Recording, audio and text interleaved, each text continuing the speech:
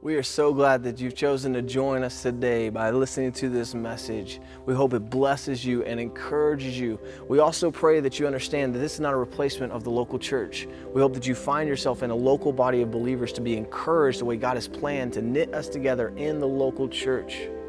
I hope you enjoy the next 30 minutes. May the Lord bless you and keep you. So guys, first I just want to start off by saying I think each and every one of us can relate to the idea of hard things that happen in our lives, hardships, things that really hurt us, right? When I was 5 years old, my parents got a divorce.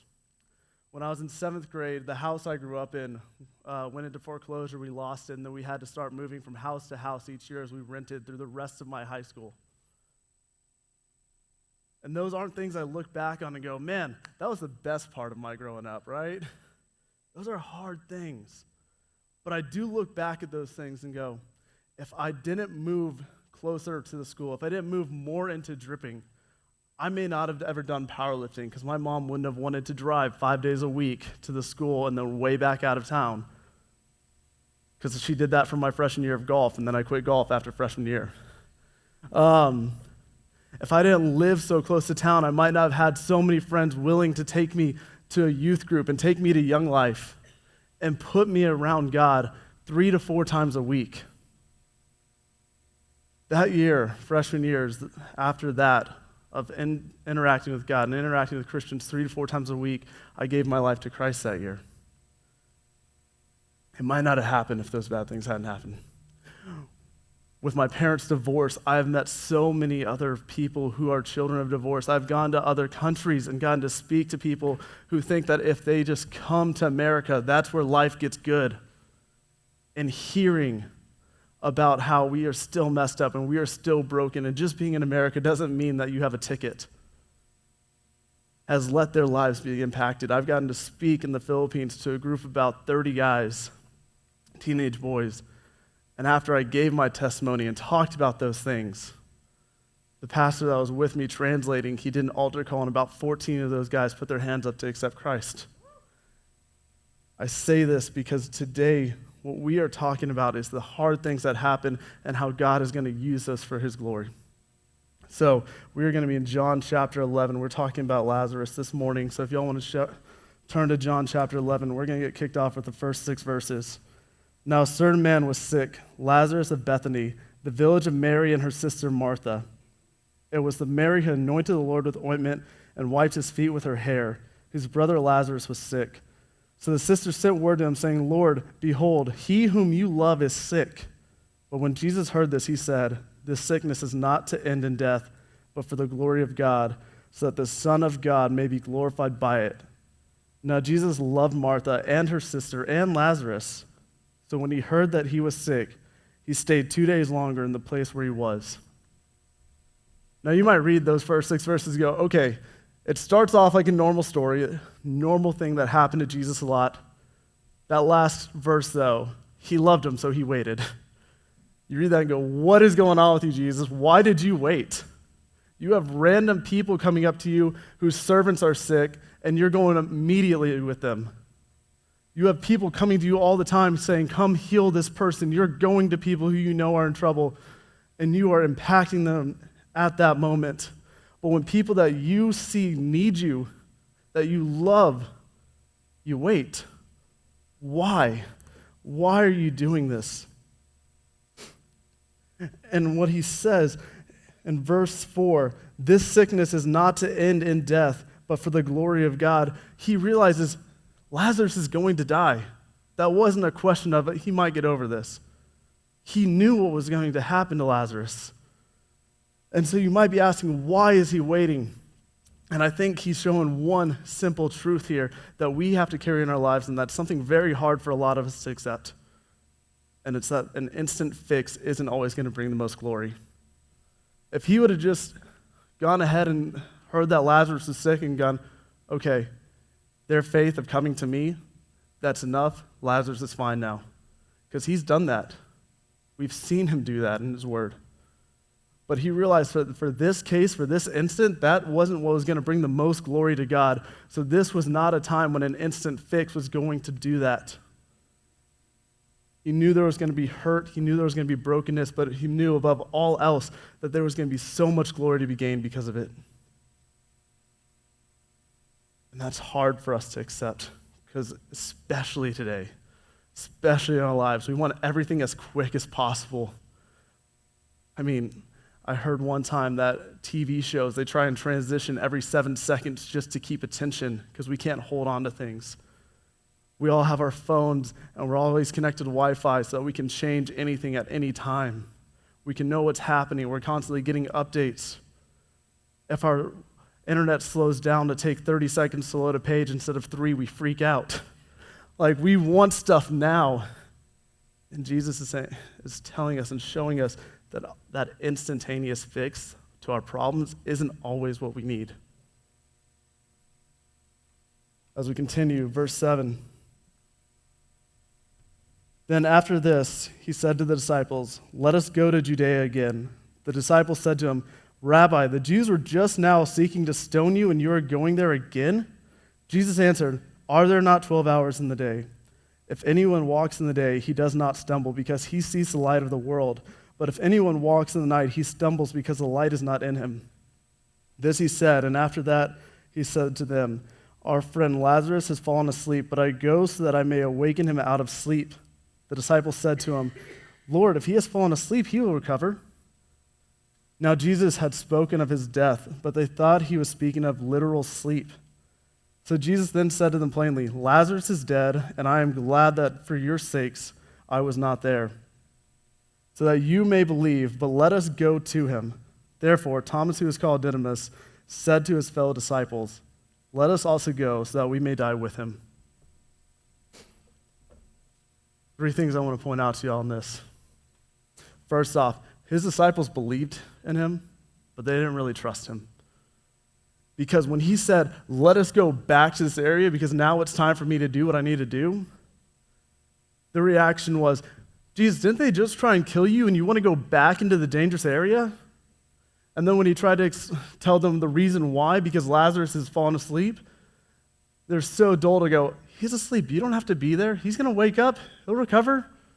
Someone else can flip the lights on in the morning for him." And he had to be blunt with them. That's the second part I want to show y'all, is that a lot of times God is trying to show us something. And he's trying to give us a hint, but we're like a high school boy not picking up on the hints of the girl who likes us. We don't get it. We need a more direct, "Hey, this is what's going on here." I say that because I was that high school boy. The realization is he needs to be blunt with them because they're not picking up on what he's trying to tell them. And even when they are finally willing to follow him, there's still this lack of trust because, as Thomas said, we're just going to go all die now. This is it. Been a great couple of years. Let's go.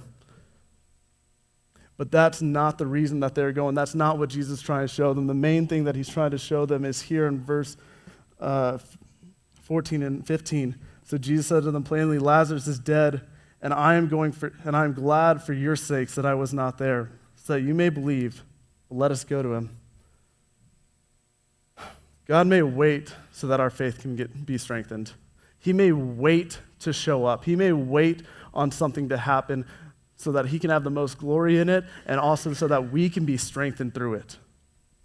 In James chapter 1, right at the beginning, verses 2 and 3, "Consider all joy, my brethren, when you encounter various trials, knowing that the testing of your faith produces endurance.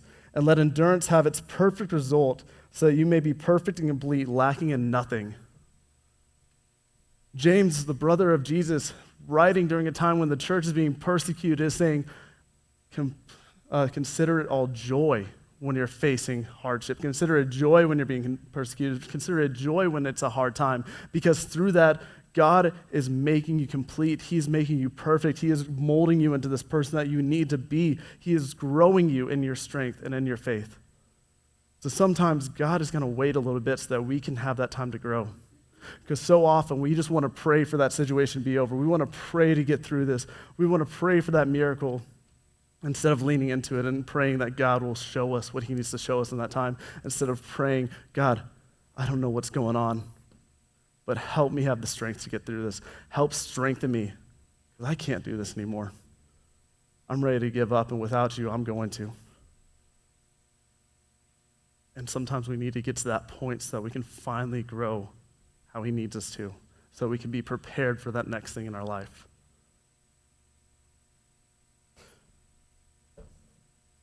Continue on to verse 17. So when Jesus came, he found that they had already been in the tomb 4 days. Now Bethany was near Jerusalem, about 2 miles off, and many of the Jews had come to Martha and Mary to console them concerning their brother. Martha, therefore, when she heard that Jesus was coming, went to meet him. Mary stayed at the house. Martha then said to Jesus, Lord, if you had been here, my brother would not have died. Even now I know that whatever you ask of God, God will give you. Jesus said to her, your brother will rise again. Martha said to him, I know that he will rise again in the resurrection on the last day. Jesus said to her, I am the resurrection and the life. He who believes in me will live even if he dies, and everyone who lives and believes in me will never die. Do you believe this? She said to him, yes, Lord. I have believed that you are the Christ, the Son of God, even he who comes into the world. When she had said this, she went away and called Mary, her sister, saying secretly, the teacher is here and is calling for you. And when she heard it, she got up quickly and was coming to him. Now Jesus had not yet come into the village, but was still in the place where Martha had met him. Then the Jews who were with her in the house and consoling her, when they saw Mary got up quickly and went out, they followed her, supposing that she was going to the tomb to weep there. Therefore, when Mary came where Jesus was, she saw him and fell at his feet, saying, Lord, if you had been here, my brother would not have died. When Jesus therefore saw her weeping, and the Jews who came with her also weeping, he was deeply moved in the spirit and was troubled, and said, where have you laid him? They said to him, Lord, come and see. Jesus wept. So the Jews were saying, see how he loved him. But some of them said, could not this man who opened the eyes of the blind man have kept the man from dying also? Whew, that was a lot. And it's heavy. And there's something I want you all to see first and foremost, is that the people that knew him blamed him for their hurt.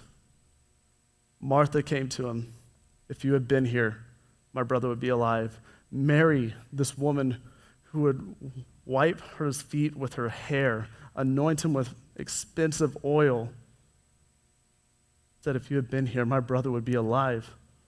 The people who had known what he had done and saw that he had healed the blind man said, couldn't this man have healed him? Why wasn't he here?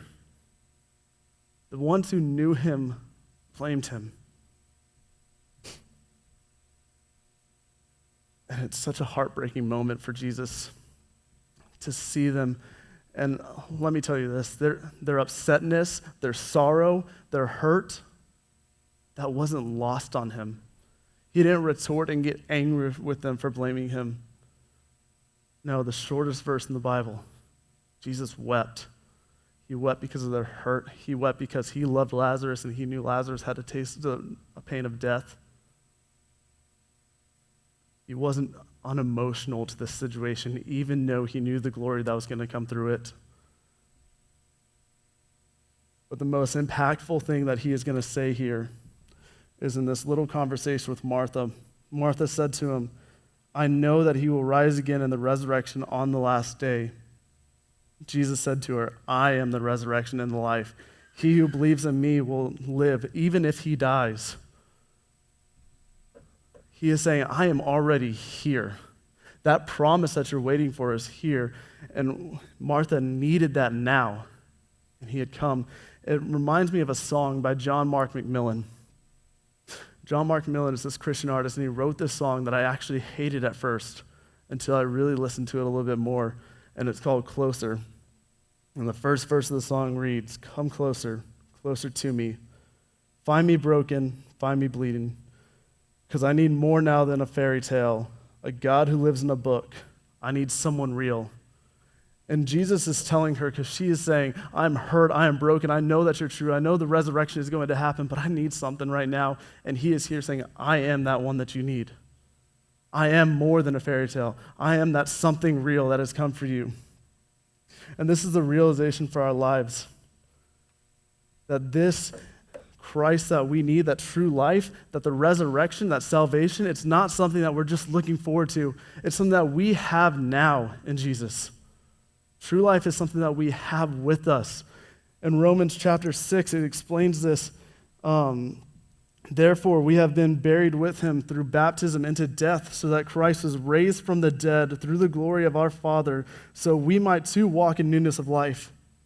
For if we have become united with him in the likeness of his death, certainly we shall also be in the likeness of his resurrection, knowing this, that our old self was crucified with him in order that our body of sin might be done away with, so that we would no longer be slaves to sin. For he who has died is freed from sin.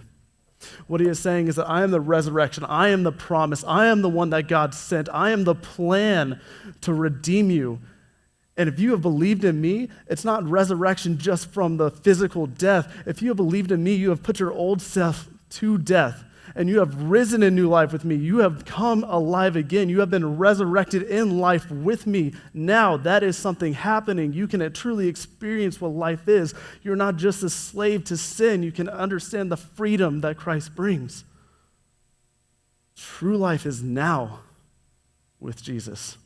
It's not something that we're just looking forward to one day when we die and then we go to heaven. It's an experience. It's a heart change. It's the filling of that void. It's that purpose. It's the redemption to our sorrows. It's understanding in those hard moments that we have something more to look forward to. Because we are in a fallen and a broken world and everything is messed up, but the realization is that God is still in control. In Romans chapter 8, verse 29, he says that he works for the good of all those who love him according to his purposes. So even in those bad things, no, he doesn't want those to happen. He doesn't want divorce to happen. He doesn't want people to be moving around because they're struggling. But even in those moments, he is working for your good. That is a promise, and it's something that we have now. It's not something that we're just hoping for one day. So we've seen that it's not just always an instant fix that's going to bring the glory. It's sometimes we have to wait a little bit so that he can strengthen us through those hard times, but we have him with us now. And this last little bit, we're going to see that he doesn't always work in ways that we're understanding. I know that's going to be the big shocker of the day. So Jesus, again, being deeply moved within, came to the tomb. Now it was a cave and a stone was laying against it. Jesus said, "Remove the stone." Martha, the sister of the deceased, said to him, "Lord, by this time there will be a stench, for he has been in there for 4 days." Jesus said to her, "Did I not say to you that if you believe in me, you will see the glory of God?" So they removed the stone. Then Jesus raised his eyes and said, "Father, I thank you. You have heard me. I knew that you always hear me, but because of the people standing around me, I said it, so that they may believe that you sent me." When he had said these things, he cried out with a loud voice, "Lazarus, come forth." The man who had died came forth, bound hand and foot with wrappings, and his face was wrapped around with a cloth. Jesus said to them, "Unbind him and let him go." Therefore, many of the Jews who came to Mary and saw that what he had done believed in him. But some of them went to the Pharisees and told them things which Jesus had done. This last bit is to show that he works in ways that we don't always understand. That Martha, in her mind, she was limiting what she thought God could really do for her. She was limiting what she thought Jesus could really do in this moment. Because she comes to him and goes, "Jesus, he's already been dead. He's been dead for 4 days. No one's ever come back from this. This has never happened in all of our history. Why do you want to move this? Just so we can smell a decaying body?" But the realization is that Jesus waited just the right amount of time. He wanted to wait 4 days because he wanted people to know he's been locked in there in a cave with a rock in front of it, not able to drink or eat for 4 days. Even if he was buried alive, he's probably not going to be alive anymore. And he needed them to see that this is only because of God. This is no trick. He waited just the right amount of time, but they weren't understanding it. God knows that we're not going to understand his ways. That's why in Isaiah he says, "My thoughts are higher than your thoughts. My ways are higher than your ways," because you're not going to be on my level, but you need to trust me when I call you to do something. And it makes me think of this saying I've heard, and it's something that's stuck with me for about 15 years now, which is like, God may be slow, but he is always on time. And I feel like that's something that we need to keep in our lives and keep a hold on to. Because so many times we get to that point where it's like, God, I trust you. I know that you're going to do this, but I need this deadline tomorrow. I don't have much more time. How is this going to work out? And something happens right in that moment. I know a big part of my life when I learned how to trust God financially was for about 6 months. I decided I was going to quit a job. I was going to live a lot cheaper and just push through with school and push through into ministry. And it was rough. I didn't know how I was going to pay for food, didn't know how I was going to pay for rent each month. And every month for about 6 months, I'd get offered a job, or my grandfather would randomly send me a check, or I'd get some reimbursement from school. For 6 months, on the 30th, I would get a check, and rent would be due on the 1st. He taught me to trust him and taught me to realize that saying that he may be slow, but he's always on time is too true. So it leaves me to, closing, I have 2 questions I want to ask you and 1 story I want to tell you. So first, how often do we limit what God can actually do for, in, and through us? How often do we limit what he can actually do? Because we say, there's no way I can be the person to do this. There's no way, God, I've been inviting this person for 2 years. I've been praying for them. I've been faithful. They're not going to come to know you. God, I've tried to tell my friends, my neighbors, my coworkers about you. They don't want to listen. Why am I going to keep doing it? Obviously, you don't want them. We let ourselves get in our own heads and we start limiting how much he can do. I did this earlier this year when I went to camp with the kids. And I go into that camp thinking, maybe about 3 kids are going to be impacted. And that first night, I've got 6 kids ready to make decisions for Christ. He brought me to my knees, making me realize I was limiting how much he could truly do.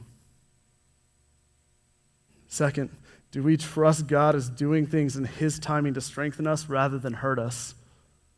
Do we actually think those things happening in our lives are to strengthen us, that he's actually pushing us forward to get us ready for the next stage of our life, to get us ready to minister to someone else going through the same things? I got to hear a parent earlier this week talking about a traumatic experience with their daughter, just in a bad time in their life, and they're at the end of their rope saying, God, I still trust you, but it's hard. I'm about ready to give up. But that person is such an amazing person, such an inspiration to me, someone that I get to talk to and find so much joy in, and who carries so much faith in Christ because through that, God had strengthened him. So are we really trusting that God's trying to strengthen us rather than hurt us in those hard times? Lastly, there's a story about a man named Levi Lesko. He's a pastor in Montana. Some of you may have heard of him, but in 2012, he had just finished writing his Christmas sermon. And him and his wife were on their way to pick up their daughters from the grandparents' house. And as they pull in, his wife's brother comes running out saying, your daughter isn't breathing. Now, his daughter had asthma, and she hadn't been taking her medicine, and he runs in. They put her on the counter. He's giving her CPR. They call the ambulance. They get her to the hospital. Him and his wife are waiting in the waiting room. And finally, the doctor walks out and says, sorry, there's nothing more we can do. They run into the room. They grab her hands. They go down to their knees and say, God, we know you have risen the dead. We know you can bring her back to life. But God didn't choose to bring her back to life in that moment. Their 6-year-old daughter, dead in the hospital. They have to walk out. They're broken. They get in the car, and his wife turns to him and hands him a pile of invites and says, you need to go invite those people to church for Christmas. His first reaction is, are you kidding me? You want me to go back in there? I can't do that. And she reminds him that that's what she would have wanted. And that's what God would want. So he goes back in, he invites them to come, his daughter's honor to his Christmas sermon that night, or later that week. About 3 people accepted Christ that night when they came to the Christmas sermon. When they had gotten home from the hospital that day, they get a call from the hospital and they think, oh, maybe she came back to life. Maybe there is a miracle. And they call and they tell them, hey, your daughter is a match with a number of her organs and with her eyes. Can we use them to help other people? A number of people's lives got to continue because of his daughter's death. 2 people got to see for the first time because of his daughter's death. It was hard, but there is so much glory through that. In a time when he was so broken and so hurt, he is reminded that God is still above all things, that he can still trust God, that God is still using this. He has gotten to tell that story and impact so many lives. Because he realized that God isn't doing this to hurt him, he's doing it to strengthen him. He realizes that if he will let God work in these hard times, then he'll show up. Guys, I just want to take a time to pray for y'all.